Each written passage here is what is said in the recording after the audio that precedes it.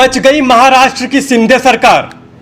Supreme फैसले पर महाराष्ट्र की राजनीति में खलबली।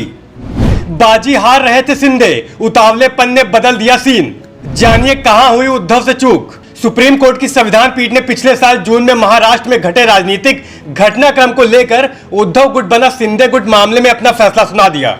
बता दें, स्पीकर के खिलाफ अगर अविश्वास प्रस्ताव लाया गया है तो क्या वह विधायकों की अयोग्यता की अर्जी का निपटारा कर सकते हैं। अब इस मुद्दे की सुनवाई सुप्रीम कोर्ट की 7 जजों की पीठ करेगी। प्रधान न्यायाधीश डीवाई चंद्रचूड़ ने फैसला पढ़ते हुए कहा कि 2016 का नबब रेबिया मामला, जिसमें कहा गया था कि स्पीकर द्वारा अयोग्य ठहराने की कार्रवाई शुरू नहीं की जा सकती है। उन्होंने कहा अगर उनके निष्कासन का प्रस्ताव लंबित है, इसमें एक बड़ी पीठ के संदर्भ की आवश्यकता है, इसे बड़ी बेंच के पास भेजा जाना चाहिए। वहीं अब इस मुद्दे की सुनवाई सुप्रीम कोर्ट की 7 जजों की पीठ करेगी। बता दें, लंबे इंतजार के बाद आज यानी 11 मई सुप्रीम कोर्ट का महाराष्ट्र राजनीतिक संकट मामले को लेकर फैसला आ गया है। करीब 1 साल से चल रही राजनीतिक उठापटक आज थम गई।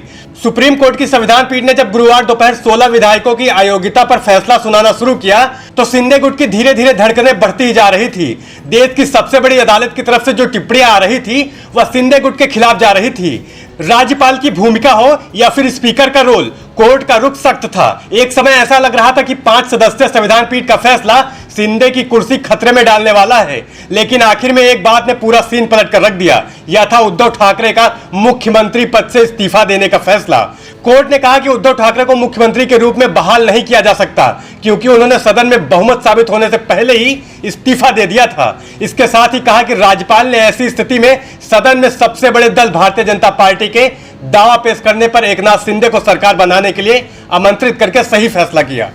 राज्यपाल को लेकर बोला सुप्रीम कोर्ट।